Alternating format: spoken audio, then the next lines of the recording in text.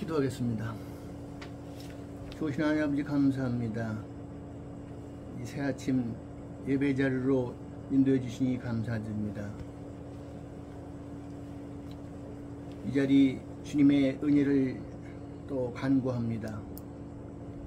살아있는 생명의 말씀이 선포됨으로 말미암아 그 생명의 양식을 먹고 우리의 영이 살아나고 우리의 삶 가운데 예수 그리스도만 드러내는 그런 하루하루 될 수 있도록 은혜 베풀어 주시옵소서. 예배 시간을 주님께 의탁합니다.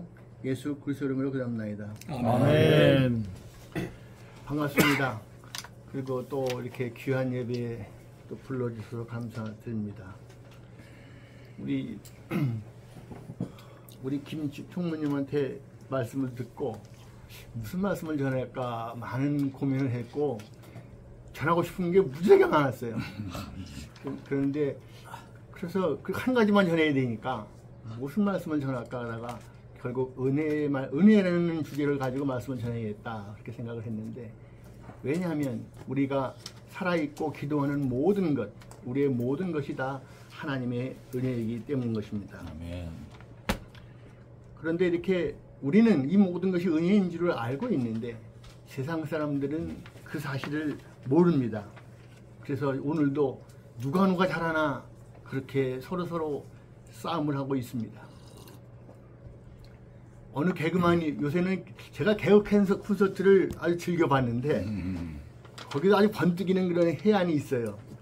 그런데 그 중에 하나가 이제 누가 잘하는 게 싸우다 보니까 행복하지도 않고 또 더 나가서 1등만 기록하는 건 더러운 세상이라고 이렇게 표현하는데 정확한 표현이라고 생각이 됩니다.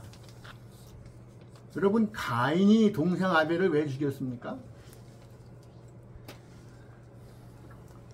하나님께서 자기 제사를 안 받았다고 해서 죽였어요.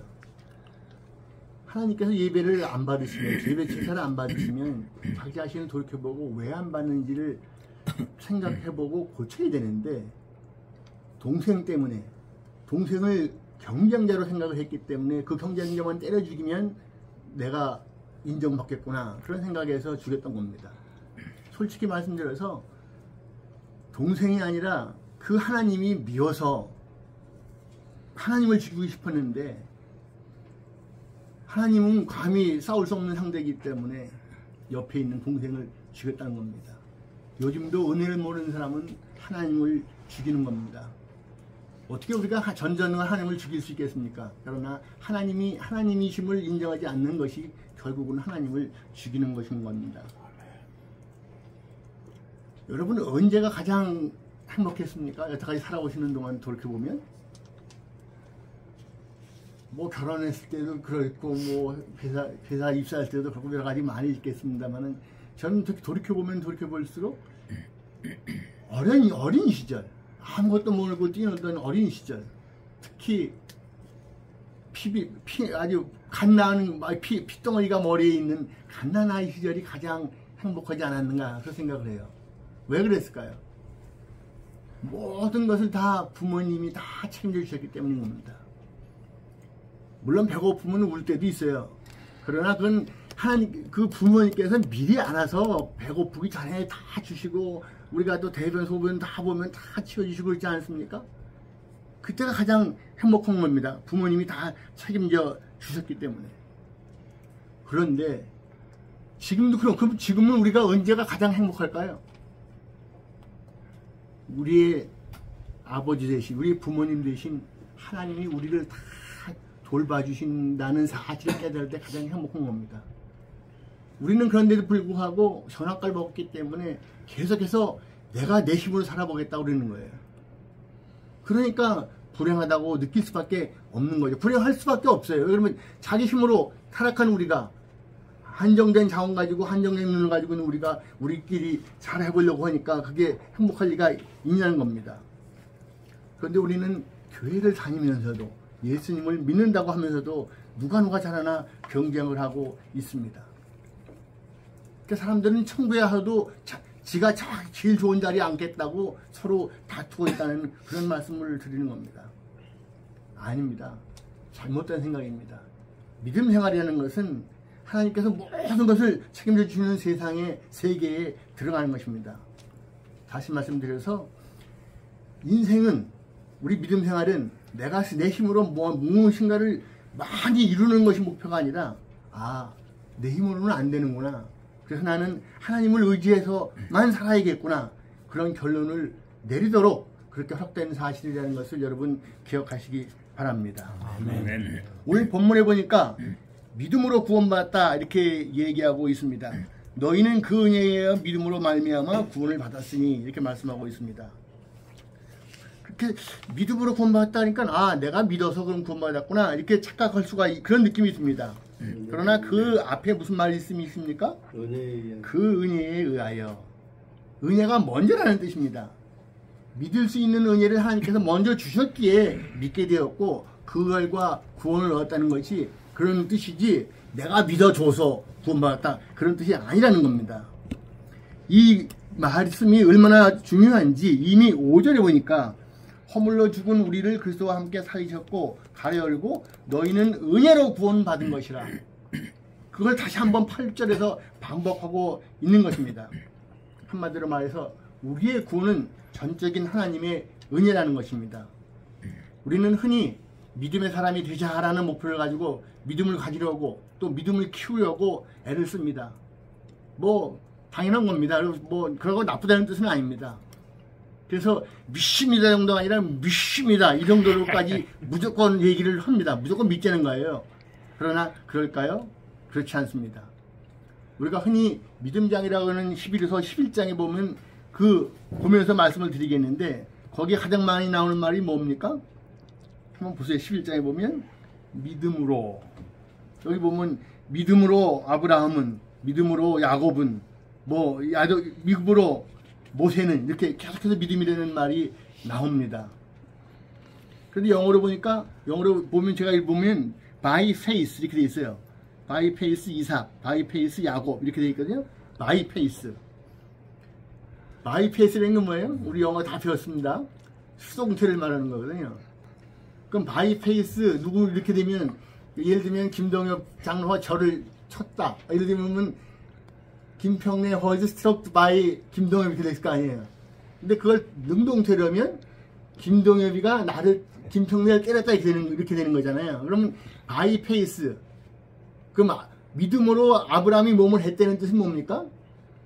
믿음이 아브라함을 그렇게 만들어놨다. 그런 뜻이라는 겁니다. 믿음이 아브라함이 열심히 노력해서 믿음이 거절한 것이 아니라 믿음이 우상을 만들어 팔던 아브라함을 마누라를 2번씩 팔아먹었던 그런 아브라함을 모리아산에서 이 독자 이삭을 바치는 그런 믿음으로 만들어갔다는 것입니다. 모세는 어땠습니까? 여기 보니까 27절 보니까 27절 11장 11에서 보면 믿음으로 애굽을 떠나 왕의 노함을 무서워하지 아니하고 곧 보이지 아니하는 자를 보는 것 같이 참았으며 이렇게 쭉 나오는데 믿음으로 모세가 애굽을 떠났습니까?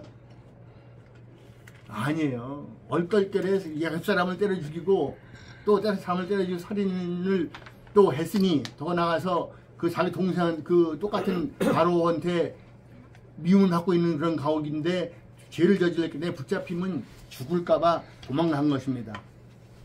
그런데 성경은 by faith, 믿음이라고 하나님께서 써주시는 거예요. 믿음이라고 인정해 주시는 거예요. 그 얘기는 뭡니까? 믿음이 모세를 그런 하나님의 사람으로 만들어 간 것입니다. 다윗은 어떻습니까? 다윗 믿음의 사람 하나님 마음에 합한 자라고 얘기를 하지요. 근데 우리 중에 남의 마누라와 간음하고 때려 죽인 사람이 있습니까? 없습니다. 요즘도 그런 사람은 없어요. 그런데 이런 페르냐가 어떻게 하나님의 마음에 합한 자가 됐습니까? 믿음이 다윗을 그렇게 만들어간 겁니다.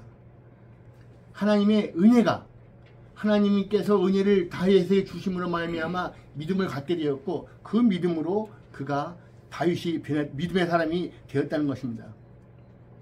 그러면 우리 여기 앉아있는 우리 17기 우리 또 신우의 여러분이나 저나 어떻게 이 자리에 와서 예배드리게 되었습니까? 믿음, 오직 믿음으로. 그러나 그 믿음은 우리에게서 나는 것이 아니라 하나님의 은혜로 주어진 것입니다. 그러기에 히브리서 12장 2절에 보면 믿음의 주요 또 온전케 하시는 이는 예수를 바라보자 그렇게 말씀하고 있는 것입니다. Jesus, the pioneer and the perfecter of our faith. 무슨 말씀입니까? 우리에게 믿음의 주니까 뭐예요? 믿음의 주인이 누구예요? 우리가 아니라 예수 그리스도인 겁니다. 퍼펙터, 완전케 하시는 분이 누구냐? 우리가 아니라 예수님이라는 겁니다. 다시 말씀드려서 우리에게 믿음을 갖게 하시는 분도 또 우리의 믿음이 자라서 온전케 하시는 분도 예수님이라는 뜻입니다. 아멘. 그러므로 우리는 말씀을 통해서 기도를 통해서 예수님을 알고 또 그분을 닮아가기에 힘써야 합니다. 왜냐하면 우리가 살아가려면 특히 믿음의 사람으로 살아가려면 은혜를 받아야 되는데 은혜를 받으려면 은혜의 통로인 말씀 묵상과 또 기도를 해야 하는 것입니다. 요즘 교회에서 많이 잘못 가르쳐주고 있는 것 중에 하나가 성경을 볼 때 세상에서 출세하는 방법이 써있다 그런 헛소리 하는 그런 경우를 보게 됩니다. 이전에 여러분도 아마 사서 보셨을 수도 있는데 조엘 오스틴이라고 하는 사람이 긍정의 힘이라는 걸 썼습니다. 긍정적으로 생각하면 모든 게 잘 된다는 거예요. 긍정이라는 게 다른 말로 얘기하면 믿음으로는 얘기인데 세상의 성경에는 그런 믿음은 없습니다. 많이들 그렇게 얘기하죠. 주일 성수해서 구원받고 11조에서 축복받자. 한마디로 헛소리입니다. 우리는 구원을 거저 받았기 때문에 감사해서 예배를 드리는 거지 구원받기 위해서 예배 드리는 거 아닙니다. 아멘. 세상에 또 헌금이 뭡니까? 요새는 자본주의라고 그러는데 이전에도 똑같았어요. 욥기 세대도 마찬가지고 다 똑같아요. 돈이라는 게 결국 세상의 힘입니다. 그런데 우리가 그 돈을 세상 사람들이 이렇게 정말 죽고 못 사는 돈을 감히 나는 나를 의지하지 않고 하나님 또 세상을 의지하지 않고 하나님만 의지합니다는 그런 고백으로 믿음의 그런 헌금을 하는 거지 투자가 아니라는 겁니다. 여러분 헌금을 제일 많이 하는 사람은 누굴까요? 물론 바나바가 자기의 전토를 들었다고 했는데 얼마나 들었는지 뭐 100마디기쯤 있는데 90마디 드렸는지 그런 얘기는 없으니까 모르겠는데 그 사람만 빼놓고 제일 많이 드린 사람은 아나니와 삽비라예요. 자기 재산을 다 팔아서 드리고 얼마를 갚았다고 그랬거든요. 근데 그 사람이 복 받았습니까? 죽임을 당했어요. 왜? 헌금을 하면서 자기 자랑으로 했기 때문인 겁니다. 그 대신 반대로 얘기하면 두렵돈을 드린 과부가 예수님께 네가 가장 많이 드렸다 그런 칭찬을 받았습니다. 금액으로 얘기하면 두렵돈이라는 것은 목사님이 잘 아시겠습니다만 빵 한 조각 살 돈이거든요. 근데 뭐 객관적으로 따지면 말이 안 되는 거예요. 우리 예수님께서 뭐 산수를 모르시는 수학을 모르시는 분이에요. 물정을 모르시는 분이 아니라 그 여인은 그 과부는 자기 생명과도 같은 그걸 먹지 않으면 죽을 수밖에 없는 그 빵을 드렸는데 왜 드렸냐? 자기 자신보다도 하나님을 예수님을 더 사랑했기 때문에 드렸기 때문에 가장 많이 드렸다. 헌금을 가장 많이 드렸다. 너야말로 헌금다운 헌금을 드렸구나. 그렇게 말씀을 하셨던 겁니다. 여러분은 지금 왜 헌금을 하려고 하십니까? 왜 교회에서도 높은 자리에 올라가려고 하십니까? 가슴에 손을 얹고 한번 다시 한번 물어보십시오. 자기한테 물어보십시오. 혹시 자기 자신을 잘 드러내려고 자랑하려고 하고 계시지는 않습니까? 여러분 선배로서 얘기를 드리는데 뭐 믿음으로 따지면 여러분이 다 저보다 선배이기 때문에 감히 얘기는 못하겠고 저는 늦게 예수님을 또 믿게 됐거든요. 하나님께서 은혜로 늦게 불러주셨기 때문에 여러분보다 믿음은 작은지 모르겠어요. 계속해서 선배로서 말씀을 드리는데 무엇인지 자기 자신을 돌이켜보고 조금이라도 자랑하고 싶은 마음이 있다면 차라리 하지 않는 게 좋습니다. 왜냐면 하나님께서는 그런 걸 가장 미워하세요. 그런 마음으로 헌금을 하면 헌금한 만큼 손해해요. 실질적으로 손해해요. 내가 쓸 수 있는 내가 피땀 흘려 돈 하나님께 드린다는 게 손해거든요. 안 받으신다는 거예요. 돈은 내 손에서 나갔지만 그걸 하나님께서는 안 쳐주신다는 거예요. 하나님은 우리의 마음을 받으십니다. 우리가 그렇게 자랑을 하려고 그러는 건 사람들 특히 누군가에게 뭔가 하긴 하는데 저 사람이 왜 할까? 특히 자랑하려면 다 알까요, 모를까요? 우리가 나이가 70이 다 됐는데 산전수전 공기전까지 다 겪은 사람인데 모르겠습니까? 근데 우리 사람이 아는데 천지의 만물을 창조하시고 규가하는 능자로 우리의 마음을 중심을 보시는 하나님이 모를까요? 다 안다는 겁니다. 그렇기 때문에 여러분, 우리의 모든 것을 드릴 때 당연히 드려야죠. 열심히 믿음 생활도 해야 됩니다. 그러나 그 목적이 하나님을 사랑하기 때문에 드리는 것이 되어야 되지, 내 자랑으로 하면 오히려 드리고도 하나님께 야단을 맞는다는 사실을 기억하시기 바랍니다. 이렇게 우리의 삶의 모든 것이 은혜라면, 그러면 우리는 아무것도 안 해도 되는가? 답이 뭘까요? 아무것도 안 해도 됩니다. 아무것도 안 해도 됩니다. 왜냐하면 우리의 믿음, 우리에게 주시는 그런 모든 구원, 무슨 영생, 이런 모든 것이 은혜로 거저 주어진 것이기 때문인 것입니다. 그렇기 때문에 마틴 로이드 존스라는 목사님은 설교를 듣고 서서 앞으로는 그럼 아무것도 안 해도 되겠네, 이런 반응이 나오지 않으면 그 설교는 잘못된 설교다, 그렇게까지 이렇게 말씀하셨다고 봅니다. 그런데 우리가 진짜 성도라면 어떻게 아무것도 안 할 수 있겠습니까? 여러분, 성도가 뭡니까? 성도라는 뜻이 뭡니까?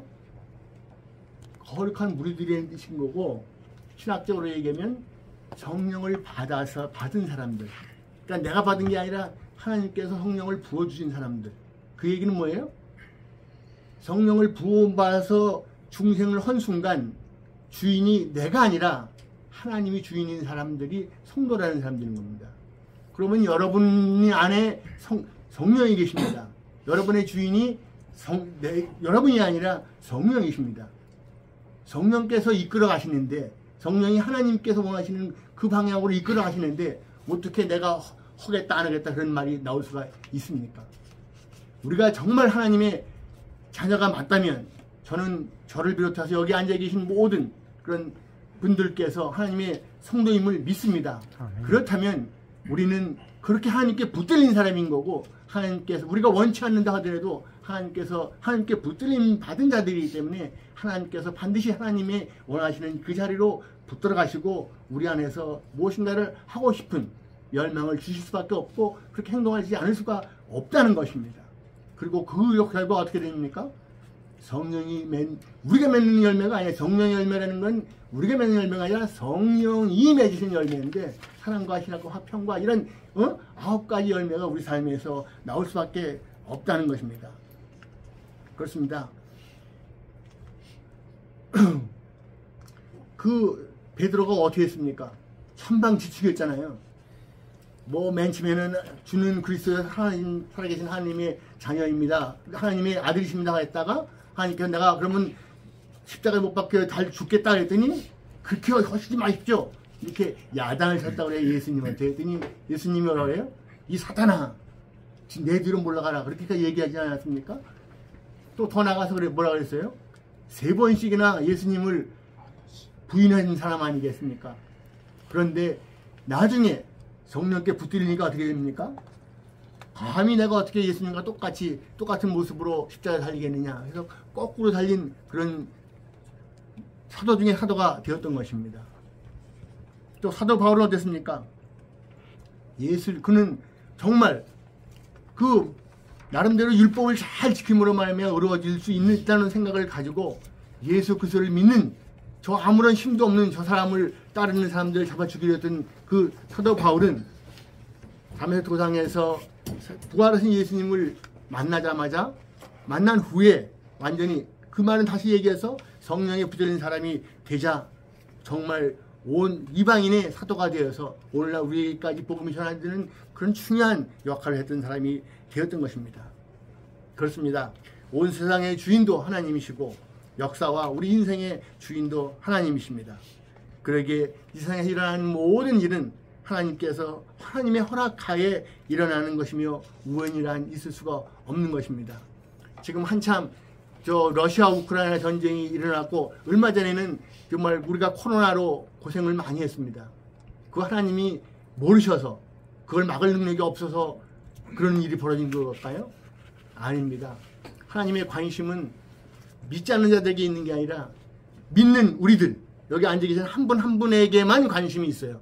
여러분에게 그렇다고 이 세상에서 복을 누리라고 준 그런 데 관심이 있다는 것이 아니라 여러분을 하나님의 자녀로 만들어가는 데 관심이 있다는 거죠. 여러분을 구원하는 데 관심이 있다는 것이죠. 그러므로 여러분 열심히 러시아 우크라이나 전쟁이 빨리 끝나기를 바라고 우리나라가 빨리 통일되기를 바라고 정말 올바른 정권에 서기를 위해서 기도해야 합니다. 그러나 그 모든 일을 일으키시는 이유가, 허락하시는 목적이 여기 앉아 계신 여러분 한 사람 한 사람의 구원을 위한 것이라는 사실을 알고 여러분 감사하시기 바랍니다. 그러니까 우리는 우리가 착함을 은혜로 오직 너희는 그 은혜에 의해서 믿음으로 말미암아 구원을 받았다. 구원을 받았다는 것은 그냥 단순히 구원받았다는 게 아니라 영생을 허락받았다는 거고, 우리가 완전한 영생은 아직은 오직 예수님이 오시지 않았기 때문에 받지 않았습니다만 이미 확정되어 있는 것입니다. 그렇기 때문에 우리는 감사해야 되는 것입니다. 그 주님을 찬양해야 되는 것입니다. 그러므로 우리는 남들에게 자랑하기 위해서가 아니라 그 은혜가 감사해서 열심히 살아내야 하는 것입니다. 그리고 때로는 우리가 원치 않는 고난과 시련이 닥칠 때에도 절대로 낙심해서는 안 됩니다. 우리가 그렇게 겪기 싫어하는 고난과 시련도 또 모든 것이 합력하는 선을 이루시는 하나님께서 우리의 구원을 위해서, 구원에 필요해서 허락하시는 것이기 때문인 것입니다. 또 잘 나간다고 세상에서, 교회에서 잘 난다고 해서 교만해서도 안 됩니다. 때로는 세상적인 것을 넘치게 주시는 경우도 있습니다. 그러나 왜 그럼 그렇게 주십니까? 그것은 내 자랑을 위해서 주시는 것이 아니라 하나님을 자랑하라고, 또 하나님의 아까 기도한 거랑 마찬가지로 하나님의 나라의 확장을 위해서 쓰라고 주신 것이기 때문에 자랑할 수가 없는 것입니다. 우리 모두 하나님의 은혜로 살고 있음을 믿고 그 은혜에 감사하며 그 은혜가 감사해서 더욱더 하나님께 충성하는 우리 모두 될 수 있기를 예수 그리스도 이름으로 축원드립니다. 아멘. 기도하겠습니다. 좋으신 하나님 아버지 감사합니다.